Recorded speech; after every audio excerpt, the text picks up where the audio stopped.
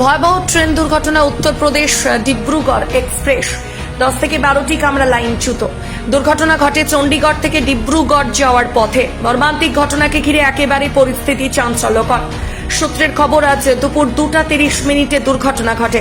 আহত হয়েছেন বেশ কয়েকজন রেলযাত্রী। একাধিক মৃত্যুর আশঙ্কা রয়েছে। উল্টে গিয়েছে ডিব্রুগড় এক্সপ্রেসে 3টি বগি, একাধিক কামরা। এর আগের মাসেও কাঞ্চনজঙ্ঘায় মর্মান্তিক দুর্ঘটনা দেখা যায়।